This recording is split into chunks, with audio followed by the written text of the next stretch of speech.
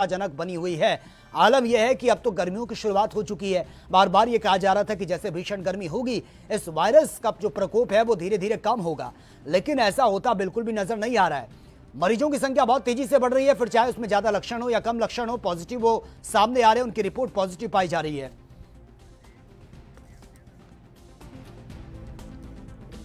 एक कॉलर हैं ग्वालियर से, अजय हैं इस वक्त हमारे साथ फोन लाइन पर। अजय, स्वागत है आपका न्यूज में, रखिए अपनी राय।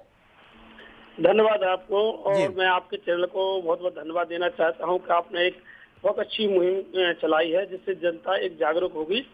लेकिन मेरी एक मैं साझा करना चाहता हूं आपसे एक बात कि यह आम जनता के लिए तो बहुत अच्छा है कि आप नियम बनाते, सब कुछ सोशल डिस्टेंस होना चाहिए।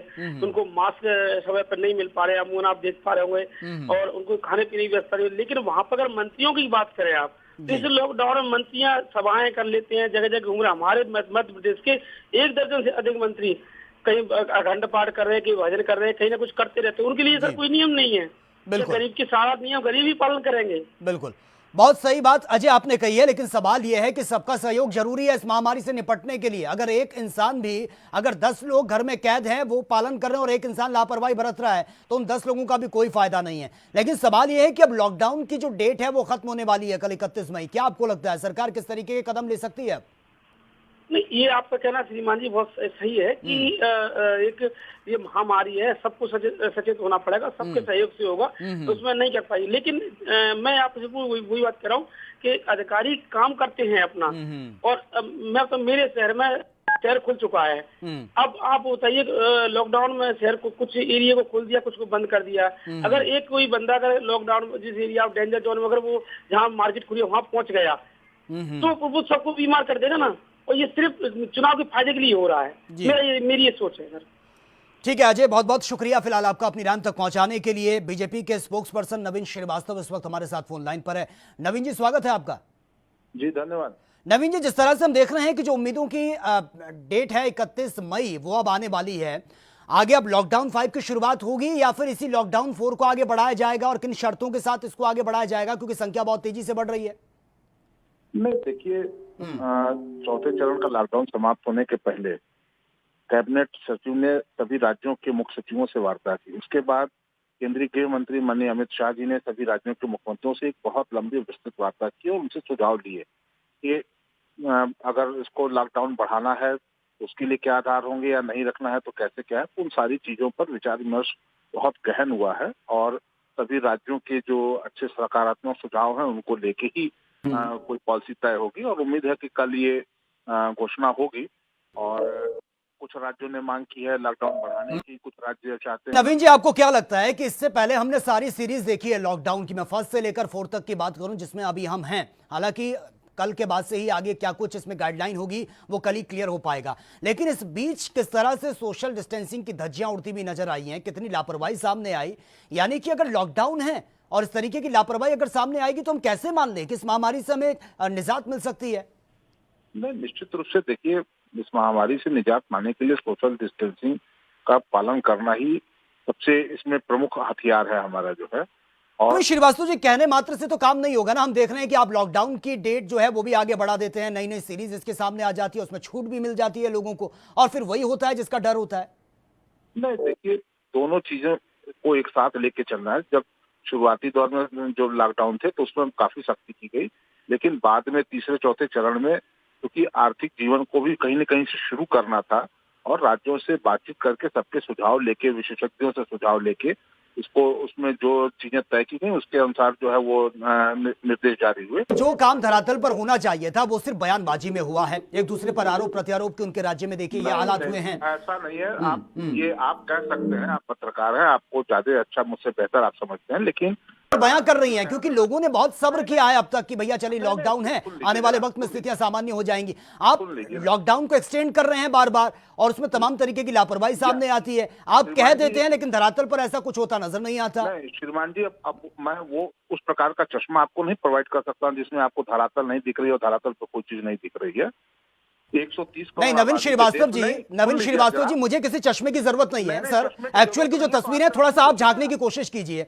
शायद अगर आप सोशल मीडिया से जुड़े होंगे तो रोज वो तस्वीरें वायरल हो रही है जहां पर एक माँ मृत पड़ी है, उसके दोनों बच्चे उसके अगल बगल घूम रहे हैं। हमने वो तस्वीरें भी देखी जबलपुर स्टेशन की जहां पर जमकर लूटपाट हो रही है, श्रमिकों के पास खाने के लिए कुछ नहीं था। औरंगाबाद की तस्वीरें भी आपने देखी होगी जहां पर ट्रैक पर रोटियों के टुकड़े पड़े थे, कटे हुए मजदूर पड़े थे। देखिए हमने हमने भी देखा, सबने देखा। किसी ये चश्मे सारी की जरूरत घटनाएं होगी। नहीं, चश्मे की नहीं। आप ये देखिए कि हम्म। भारत की आबादी, आप देखिए प्रति 10 लाख संक्रमित होने वालों लोगों का रेशियो हो या मृत्यु होने वालों का रेशियो हो, दुनिया में हमारा सबसे कम है। रिकवरी रेट 47% हमारे यहाँ, जो दुनिया में सबसे अधिक है। आप इन चीजों को भी देखिए। ठीक है, कुछ चीजें हुई, दुर्भाग्यपूर्ण हुई, इसके लिए माननीय प्रधानमंत्री जी ने भी इसके लिए अफसोस जाहिर किया, इसके लिए अपनी गलती को स्वीकार किया है। जी। राजनीतिक नहीं नवीन श्रीवास्तव जी, आपने गलती को स्वीकार कर दिया, लेकिन जिसके घर के दीपक बुझ गए हैं, जिनके घर का कमाने वाला चला गया, उस घर की तरफ तो कोई झांक कर भी नहीं देख रहा है। यह भी नहीं पता कि उसके घर में फिलहाल वर्तमान में हालात क्या बने हुए हैं। आप कहते हैं स्टे होम स्टे सेफ, उन मजदूरों के बारे में किसी ने नहीं सोचा कि जहां पर एक कमरे में 10-10, 15-15 मजदूर रह रहे हैं और अब तो मकान मालिक ने बाहर निकाल दिया। आप उनको कह रहे हैं कि स्टे होम स्टे सेफ, और जबकि आप ये भी कहते हैं कि सोशल डिस्टेंसिंग बहुत जरूरी है। उनको आप कम से कम कुछ चीजें तो प्रोवाइड करवा देते। आप अपनी सारी बात एक बार कह लीजिए, मैं सबका एक बार में जवाब दे दूंगा। मुझे मैंने अपनी बातें रखी हैं, आप बोलिए, विस्तार से बोलिए। नया प्रश्न लेकर आ जाते हैं। नहीं, आप एक बार सारे प्रश्न कर लीजिए। नहीं नवीन श्रीवास्तव जी, आप अपनी बात रखिए, जहां मुझे लगेगा कि कोई ऑब्जेक्शन है वहां मैं जरूर बोलूंगा। आप अपनी बात रखिए, पूरा देश आपको सुन रहा है। बिल्कुल बिल्कुल, आप बोलिए। आप बिल्कुल, आप लोकतंत्र के चौथे स्तंभ इसीलिए हैं। आप प्रश्न ही मुझसे पूछेगा, मैं उसका जवाब दूंगा। ठीक है। आपके चैनल के माध्यम से बहुत सारे लोग इससे जानकारी होगी। देखिए, इस बात से कोई दो राय नहीं है कि बहुत सारे लोगों का प्रवासन हुआ, उनको दिक्कतें आई, परेशानियां हुई, दुखद मृत्यु भी हुई। सरकार ने देखिए पहले चरण का लॉकडाउन जब हुआ तो माननीय प्रधानमंत्री जी ने 33 करोड़ लोगों के जनधन खातों में पैसा भेजा। पूरे देश में सभी सरकारों को यह निर्देश दिए गए कि जिनके पास राशन कार्ड है या नहीं है, उनको प्रति व्यक्ति 5 किलो गेहूं, 5 किलो चावल, 1 किलो दाल मुहैया कराया जाए। और पूरे देश में लगभग ये हुआ। सरकार के जो संसाधन है, जो क्षमता है, उसके अनुसार हमने किया। इसके बाद जब आप्रवासियों का ज्यादा चलना शुरू हो गया, उनकी दिक्कतों को देखते हुए सरकार ने राज्यों से बातचीत करके फिर ट्रेनों को चलाने के निर्णय लिए, बसों को चलाने के निर्णय लिए। तो जहां तक सरकार से जितना संभव है, सरकार वो सारे प्रयास कर रही है। रही बात अब 5वें चरण में क्या होना चाहिए, इसके लिए भी सभी लोगों से बातचीत की जा चुकी है। ठीक है नवीन श्रीवास्तव जी, मैंने अब तक आपको नहीं टोका। अब मेरा सवाल आप सुन लीजिए। आपने कहा कि हमने राज्य सरकारों को ऑर्डर दिया, निर्देश दिए कि सभी को राशन पहुंचाया जाए, फिर भी उसके बाद मजदूरों के चलने का सिलसिला जारी रहा, और आपने कहा कि फिर हमने ट्रेनें भी चलाई हैं, बसें भी चलाई। क्या मानसिक संतुलन खराब हो गया था उन मजदूरों का कि अगर आप सारी सुविधा उनको प्रोवाइड करवा रहे हैं तो फिर वो इतनी कई किलोमीटर पांव में छाले पड़ गए, सड़क पर दम तोड़ रहे हैं? ऐसा तो वही काम कर सकता है जिसका मस्तिष्क काम ना कर रहा हो, जो मानसिक संतुलन खो बैठा हो कि चिलचिलाती धूप में वो कई किलोमीटर सफर तय कर रहा है। नहीं, आपने बहुत अच्छा प्रश्न किया, बहुत गंभीर प्रश्न है। वाकई ये लोग जानना चाहेंगे क्या। देखिए, आप याद करिए जब लॉकडाउन का पहला चरण शुरू हुआ, हमारे दिल्ली प्रदेश के मुख्यमंत्री जी ने कहा कि हम 4 लाख लोगों को प्रतिदिन भोजन की व्यवस्था देंगे। लेकिन 3 दिन तक जब उन मजदूरों को किसी प्रकार की व्यवस्था नहीं मिली तो उनको पलायन पर मजबूर होना पड़ा। आनंदपुर दिल्ली आनंद विहार बॉर्डर पे आपने तस्वीरें देखी होंगी। फिर उत्तर प्रदेश की सरकार ने बस लगा के उनको उनके गंतव्य, केंद्र सरकार। तो जी तस्वीरें तो हमने सहारनपुर की भी देखी है जहां पर योगी सरकार के खिलाफ जमकर नारेबाजी करी है मजदूरों ने। उत्तर प्रदेश के मजदूर थे, बॉर्डर पर उनको रोक दिया गया और हाथ पांव फूल गए क्योंकि बहुत तादाद थी मजदूरों की। पता ही नहीं है किसी भी राज्य सरकार को कि एग्जैक्ट आंकड़े हैं कितने उनके पास, कितने उनके राज्य से मजदूर बाहर राज्यों में काम कर रहे हैं। तो इसीलिए तो माननीय योगी जी की सरकार ने आप्रवासी मजदूर कल्याण आयोग बनाया है, ताकि अब उत्तर प्रदेश से कोई श्रमिक बाहर जाए तो हमें जानकारी और रजिस्टर्ड उसके सामाजिक हितों की सुरक्षा करने के लिए ही योगी आदित्यनाथ जी ने ऐसी व्यवस्था बनाई है। रही बात, देखिए केंद्र सरकार योजना बनाएगी, आपको संसाधन उपलब्ध करेगी, लेकिन इम्प्लीमेंट करने का काम राज्य सरकार और उसकी एजेंसी को होता है। श्रीवास्तव जी, आप जिस तरीके से योजना बना, आप तो भविष्य की बात कर रहे हैं। वर्तमान में हालात बहुत चिंताजनक बने हैं सर। लोगों को 2 वक्त की रोटी नसीब नहीं हो रही है, अभी भी मजदूरों के प्लान का सिलसिला जारी है। पहले उसको तो कंट्रोल कर लीजिए, भविष्य की बात तो होती रहेगी। पहले जिंदगी तो बचा लीजिए लोगों की। और लगभग 52 लाख आप्रवासी मजदूर अपने गंतव्य जिंदगी बचा दीजिए सर। जा चुके हैं और अभी भी संख्या है। और हमारी सरकारें लगी हुई हैं कि अभी भी जो मजदूर अभी अपने घरों को वापस जाना चाहते हैं उनको निःशुल्क व्यवस्था करके उनको उनके घरों तक पहुंचाया जाए। और सिर्फ घर तक न पहुंचाया जाए बल्कि मनरेगा, MSME ऐसे माध्यमों से उनको जहां पर उनका ठिकाना है वहां पर ही उनको रोजगार उपलब्ध कराया जाए। इस दिशा में सरकार लगातार। लेकिन आपको क्या लग रहा है कि जिस तरह से ये संख्या बढ़ी है, क्योंकि खबरें तो ये भी सामने आ रही हैं कि तालमेल का भी कहीं ना कहीं अभाव रहा है, जिस तरह के इंस्ट्रक्शन केंद्र सरकार की तरफ से दिए गए वो राज्यों में फॉलो नहीं हुए हैं, एक तरफ मजदूर निकल जाते हैं, दूसरी तरफ उनको एंट्री नहीं मिलती। देखिए कहीं ना, ये बिल्कुल सही बात है, जो इस प्रकार की चीजें हुई है, इस सत्य को आप इनकार नहीं कर सकते हैं कि कहीं ना कहीं तालमेल नहीं रहा। तालमेल कैसे रहा, आप एक उदाहरण आप देख लीजिए। एक राजनीतिक पार्टी ने कहा कि हम 1000 बसें देंगे मुफ्त में। सरकार ने कहा कि आप गाजियाबाद, उन्होंने कहा गाजियाबाद बॉर्डर पे हमारी बसें खड़ी हैं। सरकार ने जब कहा कि आप गाजियाबाद में और नोएडा में 500-500 बसें भेज दीजिए, तो उनके अध्यक्ष कहे कि हम आगरा में खड़े हैं, आगरा में बस लेकर खड़े हैं। राजस्थान से आने वाले छात्रों के लिए वहां की सरकार जो है, उनकी पार्टी की, वो पैसा मांगती है, और यहाँ कहते हैं। नवीन श्रीवास्तव जी, आप बसों के मुद्दे पर आ गए हैं, तो बसों से जुड़ा मेरा एक सवाल है कि जब कांग्रेस ने बसें उतारी तो उनको क्यों रोक दिया गया? आप तो कहते हैं कि भैया सब सहयोग कीजिए राजनीति से ऊपर उठकर, उसके पीछे वजह क्या रही? हाँ, वजह ये रही, कांग्रेस ने कहा कि हम 1000 बसें देने को तैयार हैं। हमने कहा ठीक है, आप बस दे दीजिए। आपने कहा कि हमारी बसें नोएडा गाजियाबाद बॉर्डर पर खड़ी हैं, दिल्ली पे। आपको कहा गया कि ठीक है, आप कल 500 बसें नोएडा, 500 बसें गाजियाबाद दे दीजिए। तो आपके कांग्रेस के प्रदेश अध्यक्ष पहुंच गए आगरा राजस्थान बॉर्डर पे कि साहब बसें तो यहाँ पर खड़ी हैं। इस प्रकार से शोबाजी करना और राजनीतिक नाटक करना जो है ना, और आप बसों की लिस्ट भी देखे होंगे, कोई इसमें स्कूटर है, कोई तिपहिया है, कोई किस तरह की गाड़ियां हैं, इस प्रकार का नहीं करना चाहिए। और सबसे बड़ी चीज, कांग्रेस को अगर इतनी हमदर्दी है तो कांग्रेस शासित राज्य है राजस्थान, महाराष्ट्र, वहां पर सिर्फ मजदूर। लेकिन नवीन जी, इस तरह के आरोप भी लग रहे हैं कि जब छात्रों को लाया गया बसों से तो मजदूरों का बिल्कुल भी ख्याल नहीं किया गया, तब यह प्रेशर बना सरकार के ऊपर कि आप छात्रों के बारे में तो सोच रहे हैं लेकिन आप मजदूरों का बिल्कुल ख्याल नहीं है। फिर आनन फानन में उनके लिए बसों का अरेंजमेंट किया गया और फिर बसों में किस तरह से सोशल डिस्टेंसिंग की धज्जियां उड़ी, वो भी सबने देखी है। नौटंकी के पहले 6.5 लाख मजदूरों को 4000 से अधिक बसों को लगा के कई फेरे में उत्तर प्रदेश ले आने का काम किया जा चुका था जब कांग्रेस की नौटंकी आई। ऐसा नहीं है, उत्तर प्रदेश की सरकार लगातार जितनी भी चीजें हैं वो कर रही थी। तो कांग्रेस से सिर्फ, आपको नहीं लगता, आप थोड़ा सा राजनीति से ऊपर उठकर आप इंसानियत के नजरिए से अगर आप देखें कि जिस तरह के कदम सरकार ने बाद में उठाए, फिर चाहे बसों की बात करें या फिर हम स्पेशल ट्रेनों की बात करें, मजदूरों को लेकर जो जागरूकता बाद में दिखाई गई, अगर शुरुआत में लॉकडाउन फर्स्ट में जब यह लग रहा था कि अब स्थितियां नहीं सुधर रही हैं, हमें आगे बढ़ाना होगा लॉकडाउन, क्योंकि लॉकडाउन का डिसीजन ऐसा तो नहीं है कि आज ही रात को ख्याल आया और सुबह को आपने बता दिया, उसमें तो एक्सपर्ट की सलाह भी ली गई होगी, सब कुछ पता होगा कि स्थितियां कैसी है। क्या उनके बारे में ख्याल नहीं किया गया कि अगर पहले अरेंजमेंट होता तो इस तरीके की भयावह तस्वीरें सामने नहीं आती? नहीं, देखिए ये बहुत विषय जो है, मतलब बहुत शोध का विषय है। हालांकि आप याद करिए, जब माननीय प्रधानमंत्री जी ने लॉकडाउन की घोषणा की थी पहले चरण की, तो उस समय उन्होंने ये निर्देश दिए थे कि जो जहां है वहीं रहे, और उस जहां काम कर रहा है उसके नियोक्ता या राज्य सरकार ने उनकी पूरी व्यवस्था सुनिश्चित करे। केंद्र ने राशन, पैसा, सारी चीजें मुहैया करें। लेकिन कहीं न कहीं राज्य सरकारें मजदूरों का विश्वास जीतने में असफल रही। इस नाते मजदूरों का पलायन और अप्रवासन शुरू हुआ। उस परिस्थिति में फिर सरकारों को निर्णय लेना पड़ा कि अब हमको बस और ट्रेन, क्योंकि उनकी जो श्रीवास्तव जी, उन राज्यों की तरफ से जिनका आप जिक्र कर रहे हैं, जिन्होंने सहयोग नहीं किया, उनकी तरफ से तो ये बात भी सामने आई है कि केंद्र की तरफ से बहुत ज्यादा इंटरफेयर हो रहा है, हम चाहकर भी काम नहीं कर पा रहे हैं, हम मदद मांगते हैं, हमको मदद नहीं मिल रही है। छिपाने के लिए क्या कहेंगे वो? आप देख लीजिए, दिल्ली के मुख्यमंत्री का बयान आपके पास होगा, पीसीआर पास उपलब्ध होगा, जो उन्होंने पहले दिन कहा था कि हम 4 लाख लोगों को प्रतिदिन भोजन कराएं। आप पता कर लीजिए कितने लोगों को भोजन कराया उन्होंने, और अगर वो 4 लाख लोगों को भोजन करा रहे थे तो फिर लाखों लोगों को क्यों दिल्ली से पलायन करने में मजबूर होना? राज्य सरकारें अपनी जिम्मेदारी का ठीक से निर्वहन करती तो मुझे लगता है कि ज्यादा बेहतर हो सकता था, दिक्कतें नहीं होती। जी, लेकिन नवीन जी, आपको क्या लगता है, ये सिर्फ आप महाराष्ट्र का आप जिक्र कर रहे हैं, पश्चिम बंगाल, आपका इशारा वहीं पर ही है जहां पर कांग्रेस की या फिर खिचड़ी सरकार है, लेकिन सवाल यह है सर कि तमाम राज्यों में स्थिति बहुत ज्यादा चिंताजनक बनी हुई है। आप उत्तर प्रदेश का रिकॉर्ड देख लीजिए, उत्तराखंड में तो आलम यह है कि हर घंटे के हिसाब से नए नए केस सामने आ रहे हैं। नहीं, उत्तर प्रदेश में क्या, आपको उत्तर प्रदेश दुनिया में आबादी के हिसाब से 5वां सबसे बड़ा देश है। उत्तर प्रदेश में अभी तक संक्रमित लोगों की संख्या मात्र 7,000 है, मृत्यु 300-400 के आसपास है। ऐसा नहीं है, उत्तर प्रदेश सरकार ने तो बहुत अच्छे से नियंत्रण किया है, इसकी तो जितनी तारीफ की जाए उतनी कम है। और हमने सिर्फ इतने नहीं किया है, हमने उत्तर प्रदेश में आए हुए से काम नहीं चलेगा सर, अभी भी डराने वाली तस्वीरें सामने आ रही है। आप हमारे साथ बने रहिए। कांग्रेस के प्रवक्ता अनुज आत्रे भी इस वक्त हमारे साथ फोन लाइन पर बने हैं। अनुज जी, स्वागत है आपका एनबी न्यूज में। चलिए, लगता है शायद डिस्कनेक्ट हो चुका है।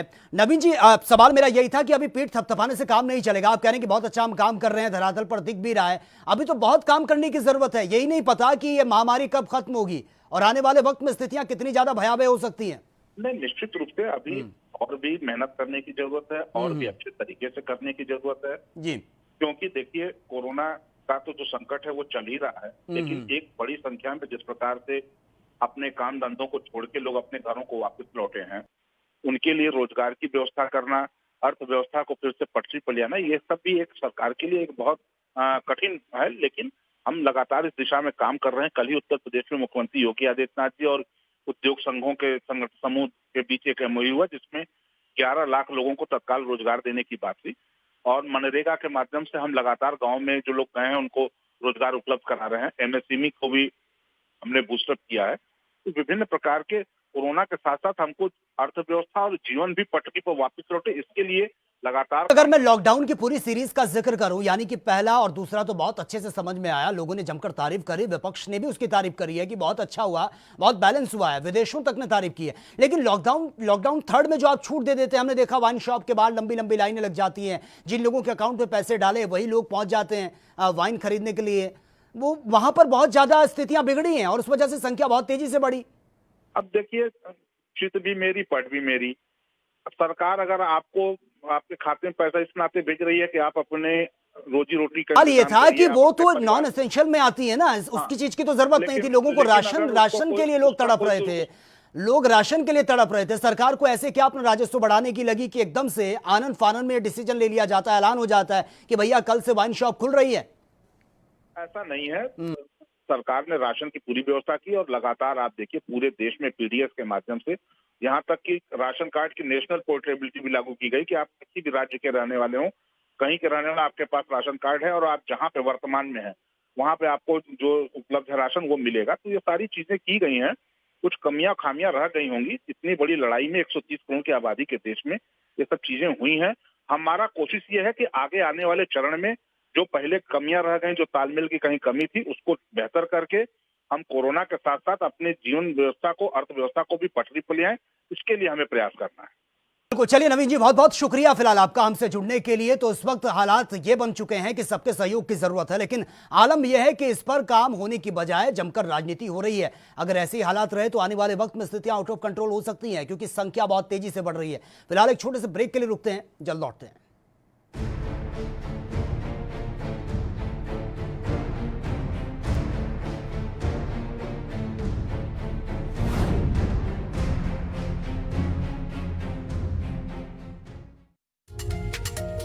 कोरोना के कहर से लोहा नगरी पर पड़ी चोट। लोहा नगरी के कमजोर उद्योग की टूट रही कमर। क्या वापस लौट पाएगी लोहा नगरी की रौनक? क्या लोहा नगरी के चिमनियों से निकलेगा उम्मीद का धुआं? क्या स्टील सिटी के चेहरे पर फिर से आएगी उछाल की मुस्कान? देखिए ANP न्यूज स्पेशल, लोहा नगरी की चिमनियां और उम्मीद का धुआं, शनिवार 30 मई रात 9 बजे।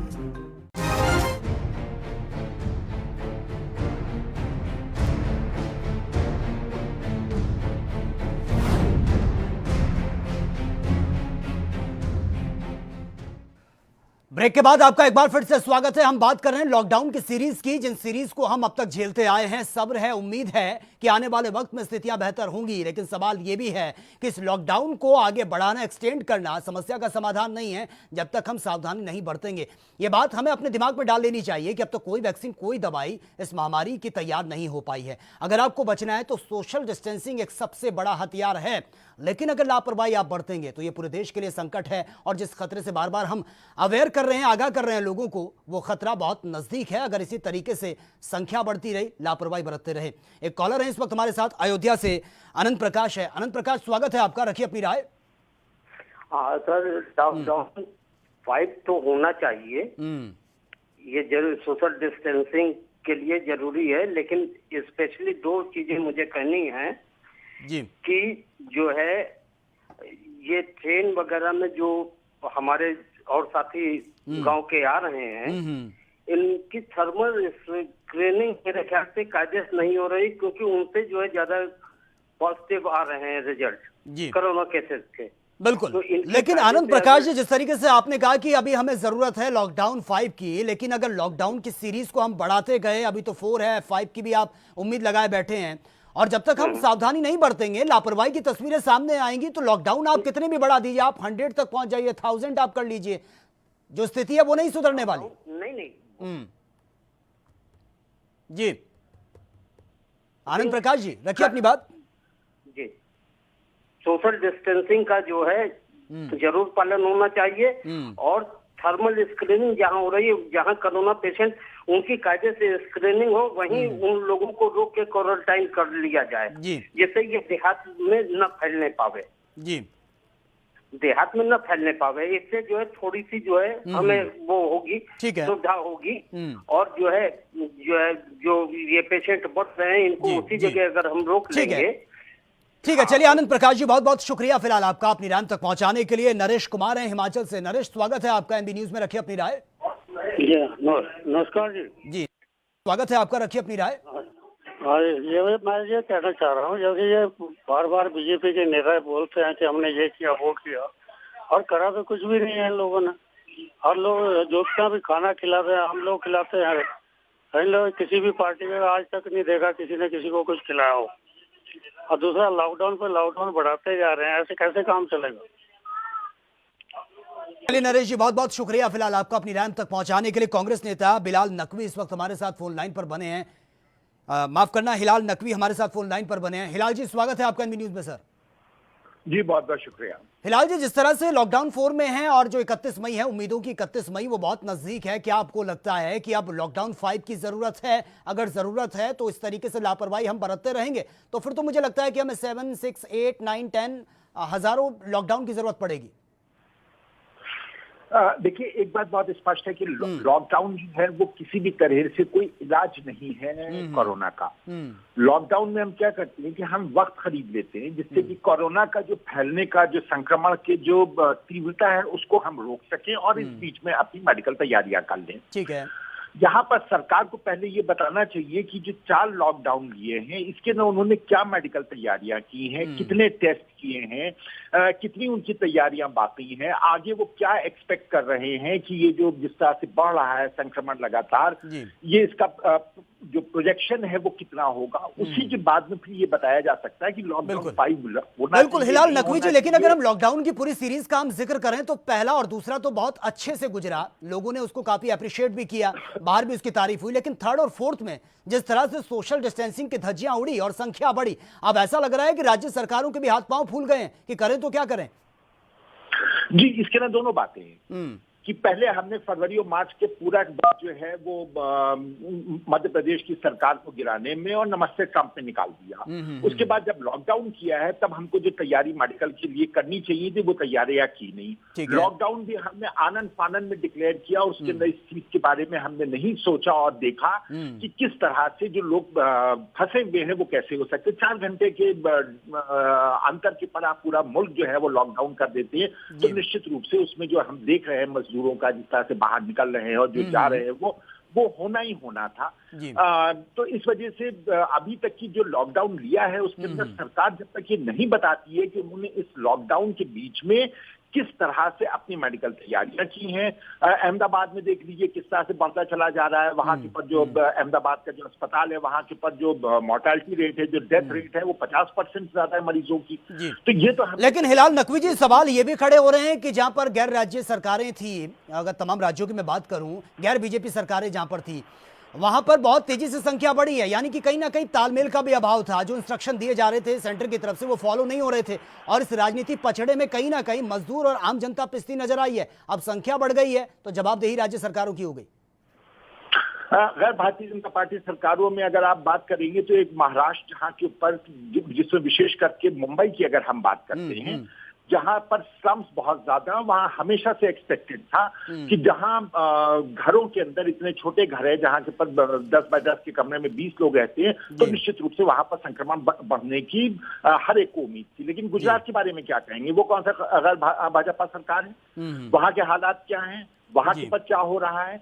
आंकड़ों को छुपाने से, टेस्टिंग ना करने से, जैसे कि बिहार में और उत्तर प्रदेश की अगर हम परिस्थितियों को देखें तो यहाँ पे टेस्टिंग हो ही नहीं रही, यहाँ पता ही नहीं कि कितने लोगों को हुआ है संक्रमण, कितनों को नहीं हुआ है। और बाकी जो गैर भाजपा सरकार है, केरला को देखिए, दुनिया में सबसे अच्छा काम कर रही है वो। पंजाब की आप बात कर लीजिए, बहुत अच्छा काम कर रही है। छत्तीसगढ़ में देख लीजिए, झारखंड में देख लीजिए, कहीं के ऊपर ये समस्या आ रही है? नहीं आ रही नहीं। लेकिन हिलाल नकवी जी, नहीं पीठ थपथपाने से काम नहीं चलेगा सर, क्योंकि संख्या बहुत तेजी से बढ़ रही है और किसी भी राज्य की स्थिति सामान्य नहीं है। आलम यह है कि संख्या बहुत तेजी से बढ़ती जा रही है, उसके पीछे फिर चाहे वजह कुछ भी हो, लेकिन अभी ये कहना कि देखिए बहुत सामान्य स्थिति हो चुकी है, लोग अभी भी डरे हुए हैं, आंकड़े बहुत तेजी से बढ़ रहे हैं। नहीं, बिल्कुल सामान्य नहीं हुई ये किसी ने नहीं कहा कि सामान्य हुई। आपने जब कहा कि गैर भाजपा शासित प्रदेशों में ज्यादा हो रही है, नहीं हिलाल नकवी जी, ये मेरा स्टेटमेंट नहीं है सर, ये स्टेटमेंट बीजेपी की तरफ से सामने आया है। वो कह रहे हैं कि कहीं ना कहीं जो इंस्ट्रक्शन दिए गए थे वो फॉलो नहीं किए गए हैं, अपने अहंकार की वजह से अब ये संख्या सामने आ रही है। तो गुजरात में क्या हुआ? गुजरात में क्यों इतनी बढ़ रही है संख्या तेजी से? ठीक है हिलाल नकवी जी, आप हमारे साथ बने रहिए, आप हमारे साथ बने रहिए। सुभाष चौधरी, राजनीतिक एक्सपर्ट, इस वक्त हमारे साथ फोन लाइन पर बने हैं। सुभाष चौधरी जी, जमकर राजनीति हो रही है, क्या आपको लगता है कि कैसे अब लगाम लगेगी? क्योंकि लॉकडाउन जो 4 है वो ऑलमोस्ट खत्म होने वाला है, 5th की शुरुआत होगी या नहीं होगी, क्या आगे रहेगा, क्या क्या आपको लगता है? देखिए, अब तक के हालात तो इस तरह से संकेत दे रहे हैं कि जिस तरह से लॉकडाउन केवल कहने के लिए है, धरातल पर इसका असर नहीं दिख रहा है। और लॉकडाउन के लिए जो गाइडलाइंस भारत सरकार की ओर से जारी की जाती रही हैं, खास करके अगर आप लॉकडाउन के फेज 2 और फेज 3 और फेज 4 की बात मैं करूं, तो मुझे लगता है कि राज्य सरकारों ने उसे धीरे धीरे दरकिनार करना शुरू कर दिया, चाहे उनकी मजबूरियां आर्थिक रही हों या बिजनेस एक्टिविटीज को आगे बढ़ाने की बात या उनकी मनसा रही हो, या कुछ जनता का उन पर जो दबाव है, कुछ मजबूरी राजनीतिक रही हो, लेकिन उन्होंने दरकिनार करना शुरू कर दिया और उसका असर यही कारण है। सुभाष चौधरी जी, आपको क्या लगता है, क्योंकि जिस तरह से हम देख रहे हैं कि महाराष्ट्र या फिर तमाम ऐसे राज्य जहां पर बीजेपी की सरकार नहीं है, इसको लेकर लगातार सवाल खड़े हो रहे हैं कि उन राज्यों ने बिल्कुल भी सहयोग नहीं किया है, क्या मानते हैं आपकी ये भी एक वजह रही है? हाँ, ये बिल्कुल एक वजह रही है।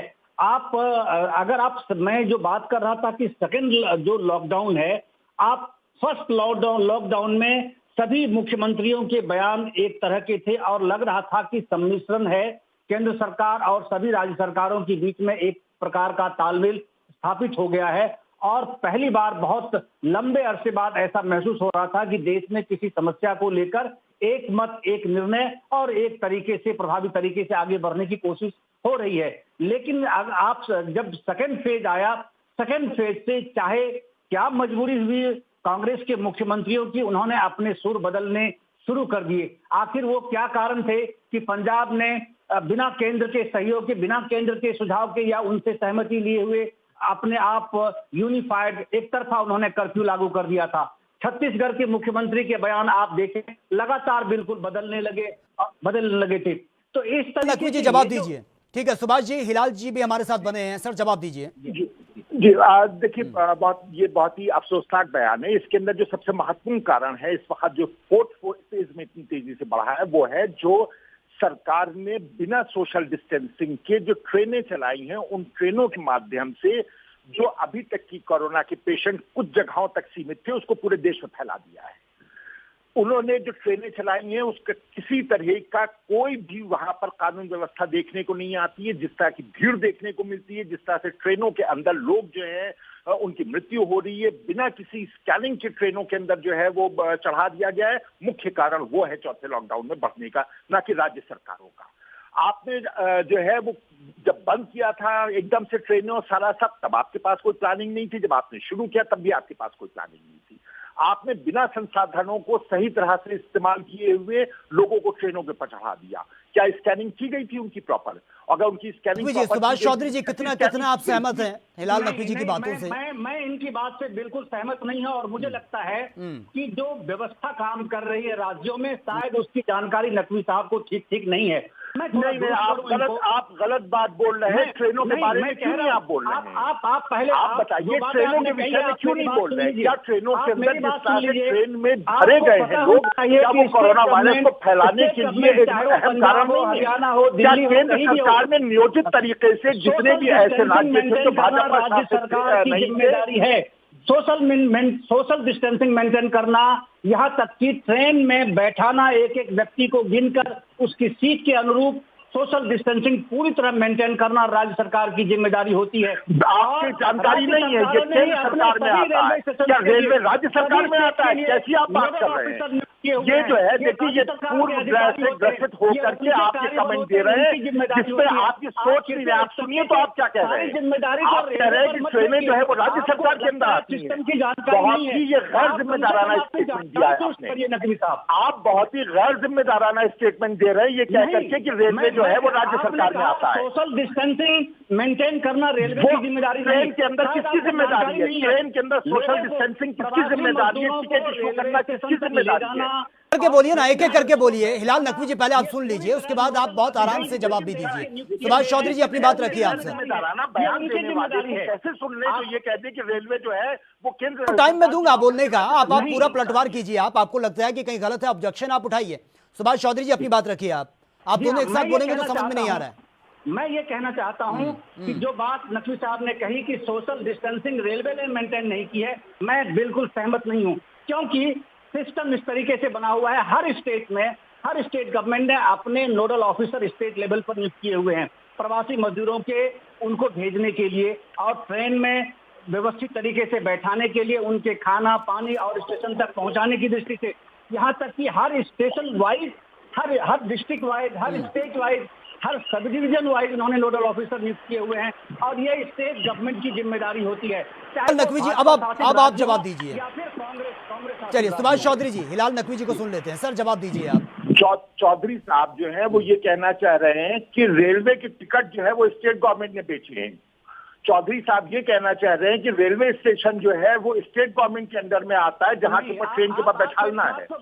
चौधरी साहब ये कहना चाह रहे हैं कि रेल के अंदर व्यवस्था, रेल के अंदर जो यात्री बैठे हुए हैं उनको, उनकी सोशल डिस्टेंसिंग मेंटेन करना जो है वो राज्य सरकार नहीं, हिलाल नकवी जी उन्होंने टिकट का तो जिक्र किया ही नहीं है। उन्होंने टिकट का तो जिक्र किया नहीं है, उन्होंने नोडल अधिकारी का जिक्र किया है। और मैं आप सोशल डिस्टेंसिंग से आप टिकट पर कहां पर पहुंच गए? मैं इनको और नोडल अधिकारी कहां है? ट्रेन के अंदर आदमी का बात कर रहे हैं, बैठ जाएगा। नकवी साहब आप कृपया सुन लीजिए, मुझे लगता है कि आपकी जानकारी दुरुस्त हो जाएगी। टिकट भी देने की जिम्मेदारी स्टेट गवर्नमेंट की है। बात सुनेंगे तब लीजिए अपने स्टेट गवर्नमेंट पे गलत बयानी के काम देते ये बताना कि रेलवे जो है वो राज्य सरकार में आती है, बहुत गैर जिम्मेदाराना बयान दे रहे हैं। मुझे लगता है ये जानकारी भी शायद आपके पास नहीं है। हमारे पास ये जानकारी है कि रेलवे प्लेटफॉर्म जो है वो केंद्र सरकार में आता है, जहां के ऊपर केंद्र सरकार की जिम्मेदारी स्टेट गवर्नमेंट डील कर रेल रही के है। अंदर केंद्र सरकार में आता है, रेलवे के अंदर आता है, जहां जिम्मेदारी उनकी है। ट्रेन में टिकट इशू करना, टिकट इशू करना बगैर सोशल डिस्टेंसिंग के भर करके जो है उसके में भेज देना, ये भी केंद्र सरकार कभी की किसी प्रवासी मजदूर के जाने के समय किसी स्टेशन पर जाकर आप सारी व्यवस्था का एक बार निरीक्षण करें तो शायद आपकी नजर। देखिए आप दोनों को रोकना चाहूंगा, सुभाष चौधरी जी, हिलाल नकवी जी, आप दोनों को रोकना चाहूंगा। हिलाल नकवी जी चलिए, आपने कहा कि वो सेंट्रल गवर्नमेंट के अंडर में आता है, चलिए मान लेते हैं, लेकिन सवाल ये है कि जब आपसे महाराष्ट्र की अगर मैं बात करूं, वहां पर बोला गया था रेलवे विभाग की तरफ से, रेल मंत्री की तरफ से कि आप हमें पूरा डेटा प्रोवाइड करवा दीजिए कि किस तरीके के हालात बने, तभी हम ट्रेनें भेजेंगे, आपको सुविधा देंगे। तो उसमें भी राजनीति होती है, ना सिर्फ वहां से कोई रिकॉर्ड आता है, यहां पर मजदूर पिस रहे हैं। रिकॉर्ड कहां से प्रोवाइड करेंगे वो? आप जो है वो कल ट्रेनें शुरू कर रहे हैं, आज कह रहे हैं कि हमको रिकॉर्ड प्रोवाइड कर दिए। क्या रिकॉर्ड चाहते हैं आप? जो लोग जाना चाहते हैं वो तो रेलवे से ही टिकट खरीदेंगे, उसके अंदर राज्य सरकार किस चीज का रिकॉर्ड दे दे? अगर जो लोग जा रहे हैं वो कहां से टिकट खरीदेंगे? रेलवे से खरीदेंगे। तो राज्य सरकार इसके अंदर कौन सी जानकारी देगी? जी, ये अपनी सिर्फ जिम्मेदारी से बचने और भागने का एक तरीका बना लिया है केंद्र सरकार ने। जी ठीक है हिलाल नकवी जी जवाब ले लेते हैं। सुभाष चौधरी जी, जिस तरह से अब ये बात सामने आ रही है कि भैया जब टिकट अब रेलवे से खरीदना है तो जिम्मेदारी भी उनकी बनती है। नहीं, देखिए रेलवे मिनिस्ट्री ने, रेलवे मंत्री बार बार बयान जारी कर रहे हैं और रेलवे मिनिस्ट्री की ओर से, बोर्ड की ओर से हर स्टेट गवर्नमेंट को आज से नहीं, 1 माह पहले से लगातार चिट्ठियां जा रही हैं और होम मिनिस्ट्री की गाइडलाइन होती है, होम सेक्रेटरी की ओर से हर स्टेट को चिट्ठी जा रही है कि आप रेलवे मंत्रालय के साथ कोऑर्डिनेशन स्थापित करें और प्रवासी मजदूरों का पंजीकरण शुरू करें। पंजीकृत करने के बाद ही उसके क्रम के अनुसार आप रेलवे में भेजने की व्यवस्था करें और जितनी रिक्वायरमेंट आपको डिस्ट्रिक्ट वाइज होती है उस हिसाब से आप रेलवे को अपने ट्रेन की रिक्वायरमेंट भेजें और रेलवे की जिम्मेदारी होगी आपको ट्रेन मुहैया कराना। तो इस प्रोसेस के साथ ये सारा काम होता है, ये नहीं कि आज मांगा और कल ट्रेन दे दिया। इस तरह की बातें बिल्कुल मुझे लगता है तथ्यहीन है जो बातें नकवी साहब कह रहे हैं। हिलाल नकवी जी जवाब दीजिए सर। देखिए, मुद्दे को भटकाने की बात ना करें। सोशल डिस्टेंसिंग प्लेटफॉर्म पे कौन मेंटेन करेगा? रेलवे के अंदर अगर 72 लोग बैठ सकते हैं, आपने 72 की जगह 80 टिकट इशू कर दिए, तो ये किसने इशू कर दिए हैं? रास्ते में अगर उनको जो है वो ट्रेन के अंदर पानी की व्यवस्था नहीं है तो किसकी जिम्मेदारी है? ट्रेनें जो है वो 48 घंटे से लेकर 72 घंटे तक लेट हो रही है और ट्रेन के अंदर लोगों की मौत हो रही है, किसकी जिम्मेदारी है? ट्रेनें अपना रास्ता भटक जा रही है, वो किसकी जिम्मेदारी है? ट्रेन जो प्लेटफॉर्म है उससे बाहर निकालते वक्त उनकी स्कैनिंग करना किसकी जिम्मेदारी है? रेलवे के जब रेल के ठीक है, ये तमाम सवाल हैं हिलाल नकवी जी, ये किसकी जिम्मेदारी नहीं है? हिलाल नकवी जी, ये तमाम सवाल जो आपने पूछे हैं, बिल्कुल बिल्कुल आपने बहुत सही सवाल पूछे हैं कि ये स्थितियां हुई हैं, लोगों को परेशानी का सामना करना पड़ा। लेकिन हिलाल नकवी जी, महाराष्ट्र की अगर मैं बात करूं, वहां पर मिलीजुली सरकार है, यानी कि खिचड़ी सरकार में कहूं तो बेहतर होगा। वहां पर जो काम सरकारों को करना चाहिए था, जो तमाम संगठन है जिनसे सरकार बनी है खिचड़ी सरकार, वो काम तो सोनू सूद ने कर दिखाया। वाहवाही तो सोनू सूद लूट रहे हैं वहां पर महाराष्ट्र में। उन्होंने बसों का अरेंजमेंट कर दिया, मजदूरों को घरों तक पहुंचा दिया। नहीं तो आप इसमें क्या कहना चाह रहे हैं, हम नहीं समझ पाए। सोनू सूद साहब जो है वो क्या अकेले ऐसे व्यक्ति हैं जो कि ये मदद कर रहे हैं? कितने टिकट के पैसे जो हैं वो कांग्रेस पार्टी ने दिए हैं लोगों को जब केंद्र सरकार ने उनसे पैसे वसूलना शुरू किए? उत्तर प्रदेश के अंदर 1000 बसों के जरिए से हम लेकर के आ रहे थे लोगों को। उसके चीफ मिनिस्टर जो है वो आरटीओ ऑफिसर बन गए, वो आरटीओ ऑफिसर बन करके वो बसों को चेक करने लग गए। भला बताइए, मुख्यमंत्री जो है वो आरटीओ का काम कर रहा है। मतलब कितनी नीचे गिर करके राजनीति होगी कि जो चीफ सेक्रेटरी है हमारे यहाँ का राज्य का, वो जो है वो आरटीओ का काम कर रहा है, बजाय इसके कि आरटीओ वहां बैठ। ठीक है हिलाल नकवी जी, आपके पास मैं आऊंगा। सुभाष चौधरी जी, क्या आपको लगता है कि जिस तरह से धरातल पर काम करने की बात नकवी जी कर रहे हैं, आपको लग रहा है कि वाकई धरातल पर काम हो भी रहा है? क्योंकि सिर्फ और सिर्फ बयानबाजी या फिर ट्विटर पर हमने बसें उतारी, क्रेडिट लेना हम चाहते थे, बसों की परमिशन नहीं मिली, हमने बसें वापस ले ली, यही हो रहा है कि मजदूरों पर हम इस वक्त राजनीति अच्छे से कर सकते हैं? क्योंकि आने वाले वक्त में इलेक्शन भी है, मजदूरों से अगर अभी विश्वास उठ गया तो आने वाले वक्त में स्थितियां खतरनाक हो सकती हैं, वोट बैंक हाथ से फिसल सकता है। हाँ, ये बात बिल्कुल सही कह रहे हैं। दोनों ही पक्षों का, चाहे राज्य में सत्ता में जो भी पार्टी रही हो या विपक्ष में जो पार्टी हो, दोनों ही पक्षों का पूरा दृष्टिकोण यही है कि इसको जितना पॉलिटिकल ट्विस्ट दिया जाए और जितना इसका राजनीतिक फायदा आगे चल करके लिया जाए, उसी दिशा में ये कदम आगे बढ़ा रहे हैं। जनहित इनके लिए बिल्कुल मायने नहीं रखता। ये पिछले 2 लॉकडाउन के दोनों फेज में इन सरकारों ने पूरी तरह यह स्पष्ट कर दिया है, चाहे वो महाराष्ट्र की सरकार हो। आप पंजाब की अगर बात मैं करूं, पंजाब की बात कर रहे थे पहले नकवी साहब, पंजाब में ले लीजिए, उत्तराखंड का भी नाम ले लीजिए, कर्नाटक का नाम ले लीजिए, मध्य प्रदेश का नाम ले लीजिए, इंदौर का नाम ले लीजिए, इनके भी तो नाम लीजिए ना। इनके नाम लेने में शर्म आ रही है आपको? उत्तर प्रदेश, बिहार, सभी स्टेट उससे परेशान रहे क्योंकि उन्होंने अपना एक टैक्टिस ऐसा अपनाया हुआ है, सारे प्रवासी मजदूरों को रात में हमेशा अंधेरे में वहां से धकेल कर चंडीगढ़ से पार हरियाणा कर दिया और हरियाणा से फिर हरियाणा की समस्या होती है, फिर वो दिल्ली की ओर धकेलते हैं या फिर उत्तर प्रदेश की ओर जाते हैं और पूरा दारोमदार उत्तर प्रदेश सरकार के राज्य के कंधे पर चला जाता है। तो इस तरह से मुझे लगता नहीं कि राज्य सरकारें ईमानदारी से काम कर रही हैं प्रवासी मजदूरों के मामले में कम से कम। चौधरी जी, और ये सबसे बड़ी वजह रही है कि जो तालमेल का अभाव था, उस वजह से ये संख्या बहुत तेजी से बढ़ी है कि एक राज्य से आपने मजदूरों को रवाना कर दिया और वहां पर उनको एंट्री नहीं मिली, बॉर्डर पर उनको रोक दिया गया। आप गाड़ियों की बात कर रहे हैं, तमाम तरीके अरेंजमेंट की आप बात करें, जब ऊपर स्तर पर ही तालमेल का अभाव है तो जमीनी स्तर पर काम कैसे होगा? सवाल इस बात का है कि प्रवासी मजदूरों को आज ये कह रहे हैं कि प्रवासी मजदूरों के भेजने से जाने से उसके कारण से संक्रमण फैल रहा है। मैं इनसे पूछना चाहता हूं कि प्रवासी मजदूरों को जब फर्स्ट लॉकडाउन जारी किया गया, लागू किया गया प्रधानमंत्री के द्वारा, तब उसके बाद से एक सप्ताह बाद से ही आखिर ये आवाज उठाने वाले कौन लोग थे जिन्होंने कहा कि प्रवासी मजदूरों को आपने क्यों यहाँ भूखा प्यासा रखा है, इनको उनके घर पहुंचा दीजिए, इनको उनके घर पहुंचा दीजिए।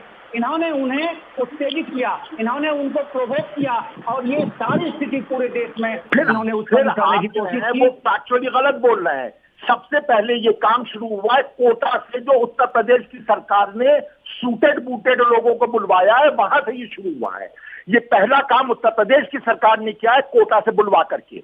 इन्होंने नहीं किया है, ये उत्तर प्रदेश ने किया है। ये उत्तर प्रदेश की सरकार है जिससे ये काम शुरू किया है, लोगों को अपनी वो बात भेज करके और मंगवाया है, कोटा से शुरू हुआ है। ये क्या कह रहे हैं? बच्चों को, आप पढ़ने वाले बच्चों को सूटेड बूटेड लोग कह रहे हैं। जो कोटा में बच्चे पढ़ रहे थे वो किसी भी वर्ग के हो सकते हैं, किसी भी समाज के हो सकते हैं। वो किसी वर्ग के नहीं थे, किसी वर्ग के तो प्रवासी लोग हैं, किसी भी वर्ग के तो या प्रवासी लोग हैं जिनको कि आने नहीं दिया गया, जिनको कि नोएडा में रोका गया, जिनको डंडों से पीटा गया, जिनको डंडों से पीटा गया, जिनको बसें नहीं देने दी गई, वो है गरीब वर्ग के लोग। जितने सूटेड बूटेड लोग हैं उनको तो हवाई जहाज से भी बुलवा लिया गया, उनको हवाई जहाज भेज करके बुलवा लिया गया। कोटा में जो है वो बसें भेज के बुलवा लिया गया। कोटा से आप हवाई जहाज पर जा रहे हैं, कोटा से बच्चे पढ़ने वाले थे, वो तो किसी भी समाज के, किसी भी जाति, हर सबसे पहले शुरू। लॉकडाउन का मतलब क्या होता है? लॉकडाउन का मतलब क्या होता है? लॉकडाउन का मतलब लॉकडाउन होता है। ये उत्तर प्रदेश ने इस नियम को तोड़ा है, उत्तर प्रदेश जिम्मेदार है। लेकिन क्या कांग्रेस पार्टी ने इस बात का उस वक्त?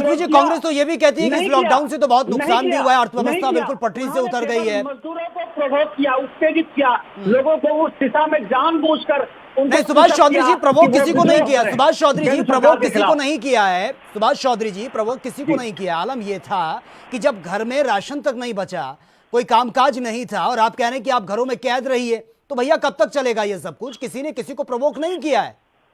जब स्थितियां ऐसी हो चुकी थी कि अब तो घर से बाहर निकलना ही पड़ेगा, अब तो घर से बाहर निकलना ही पड़ेगा। हाँ, ये मैं चौधरी साहब को भाजपा के प्रवक्ता को है जिसको लेकर के, क्योंकि हमने तस्वीरें देखी हैं कि सड़कों पर बच्चे हो गए हैं, डिलीवरी हो रही है सड़क पर, लोग दम तोड़ रहे हैं। किसी के प्रवोक करने से ऐसी स्थितियां हो सकती हैं, मगर ये तो इंसान की कोई मजबूरी होगी। अगर आप उसके खाने पीने की व्यवस्था की बात करते, उनके आवास की बात करते, तो लगता कि आप तार्किक बातें कर रहे हैं, तथ्यात्मक बातें कर रहे हैं और उनके हित की बात आप कर रहे हैं। लेकिन आपने तो उनको पहले दिन से कहना शुरू किया, आप इनको घर यहाँ क्यों रोकते, इनको घर जाने दीजिए, इनको घर जाने दीजिए। क्या घर जाकर उनकी वो समस्या हल हो जाती? और आज क्या समस्या वो हल हो गई? इस बात का अंदेशा, इस बात की आशंका केंद्र सरकार को पहले से थी, तभी प्रधानमंत्री लगातार इस बात पर जोर देते रहे थे कि जो जहां है वही रहेंगे और वही रोजगार क्या करेंगे। लेकिन सब्र का पैमाना छलकने लगा। जब आप लगातार करते रहेंगे, उत्तर प्रदेश में ये प्रथा क्यों करने की कोशिश करेंगे, आप किसी को प्रोवोक करने की कोशिश करेंगे तो हुजूम है, सामान्य पब्लिक है। उत्तर प्रदेश में ये नहीं शुरू किया था, कोटा से किसने बुलाया था? कोटा से किसने बुलाया था? गुजरात से पलायन कैसे हुआ? क्यों किया गया? क्यों नहीं वहां पे खाने पीने की व्यवस्था थी? मध्य प्रदेश में इतना बड़ा पलायन क्यों हो रहा है? क्यों वहां पर जो है वो खाने पीने की व्यवस्था नहीं की गई? हरियाणा से क्यों लोग इतना ज्यादा पलायन कर रहे हैं? वहां पे क्यों नहीं खाने पीने की व्यवस्था की गई है? इस मुद्दे कर्नाटक में क्या हालत है? कर्नाटक की क्या हालत है? प्रारंभिक स्थिति में उठाने की थी, तब आपने नहीं बात की, तब आप भी चुप रहे। फर्स्ट लॉकडाउन में आप भी चुप रहे। आपको ही इन सारे रेलिवेंट सब्जेक्ट को रेज करना था, उठाना था और प्रधानमंत्री के समक्ष ये बात कहनी थी कि आपने इन व्यवस्था को, इन व्यवस्था को आप दुरुस्त करिए। बिल्कुल, जिस तरह के हालात बने थे वहां पर विपक्ष उतना मजबूत नहीं आया जितना मजबूत उसको होना चाहिए था। ये किसी से छिपा नहीं है, सच यही है कि जहां पर मुद्दों को लेकर आवाज उठानी चाहिए थी, आपको लग रहा है कि कहीं कमी है, आप विपक्ष में है, आपका पूरा राइट बनता है कि आप जोर शोर के साथ आवाज उठाइए, सरकार तक आपकी आवाज पहुंचती, लेकिन सिर्फ सोशल मीडिया पर एक दूसरे पर आरोप प्रत्यारोप होता रहा। चलिए, बहुत बहुत शुक्रिया सुभाष चौधरी जी आपका, हिलाल नकवी जी आपका भी बहुत बहुत शुक्रिया हमसे जुड़ने के लिए। तो हकीकत क्या है? दरअसल यह है कि धरातल पर काम बिल्कुल नजर नहीं आ रहा है। अब लॉकडाउन 5 में किस तरीके का परिवर्तन होगा, क्या कुछ चेंजेस होंगे, ये तो आने वाला वक्त बताएगा। लेकिन सच यही है कि बढ़ती संख्या अब राज्य सरकारों के लिए और पूरे देश के लिए सबसे बड़ा खतरा बना हुआ है। आलम यह है कि बहुत से मरीज रिकवर भी हो चुके हैं, लेकिन सच तो यह भी है कि अब तो कोई वैक्सीन, कोई दवाई इसकी तैयार नहीं हुई है। जो रिकवर हुए उनमें हल्के फुल्के लक्षण थे, जिन्होंने तुरंत अपना आप को आइसोलेट कर लिया, डॉक्टर के पास वो पहुंचे, ट्रीटमेंट उनका हुआ और उसके बाद से पूरी तरह से रिकवर वो हो चुके हैं। लेकिन सवाल यह है कि सिर्फ राजनीति से काम नहीं होगा। डराने वाले आंकड़े सामने आ रहे हैं, वक्त रहते अगर ध्यान नहीं दिया तो आने वाले वक्त में स्थितियां और भी ज्यादा खतरनाक हो सकती हैं। तो राजनीति से ऊपर उठकर इस पर काम करना होगा, सबका सहयोग बेहद जरूरी है। तो फिलहाल मेरे साथ इतना ही। तमाम खबरों के लिए आप बने रहिए एएनबी न्यूज के साथ। नमस्कार।